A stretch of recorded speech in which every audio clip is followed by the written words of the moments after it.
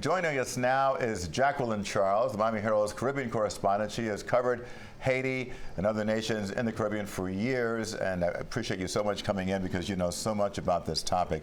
I know that your newspaper has invited readers to reach out with their concerns. What are some of the issues that they say they're most worried about? Well, people are most worried about what does this mean? You know, what should I be doing, or what happens to me after the 3rd of August? I mean, right now, everything is indicating that they will roll it back.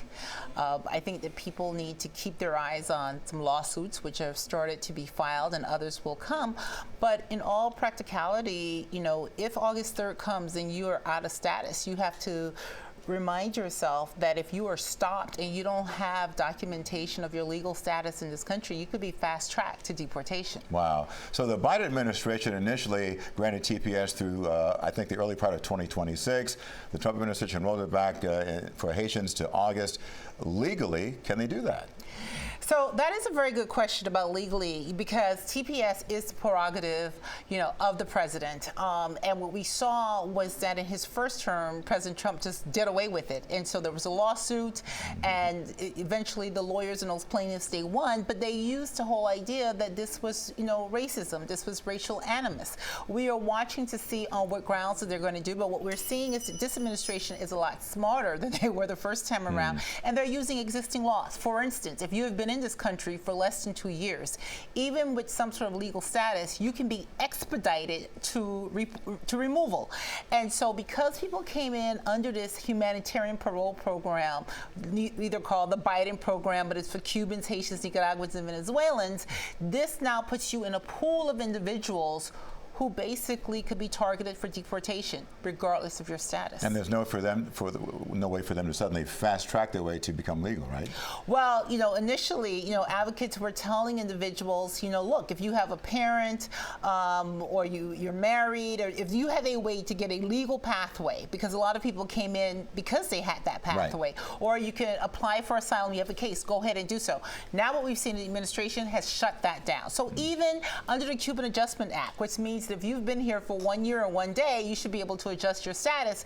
Now we're hearing that no, that even that for individuals who came under humanitarian parole. So there's a lot of stuff out there, and I think that people really need to, you know, go talk to a lawyer, not your notary, not the guy across the street, not your friends, but they really need to get some legal advice to understand what their options are.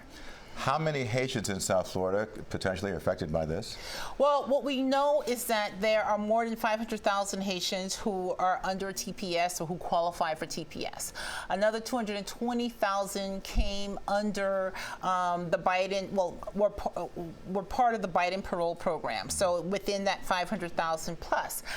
We really don't have an idea in terms of South Florida. We know that this is the largest Haitian American community because of the housing prices and the cost of living. A lot of people left here. But we expect that tens of thousands of Haitians in this community are affected. Even if they are not personally, their family members are in this situation. Another headline we saw, the Supreme Court forcing the Trump administration to unfreeze foreign aid. I know USAID has had a big hand in getting help to the Haitian people in Haiti. How big of an impact? Well, the problem is that a lot of people who are there to implement those programs have been fired.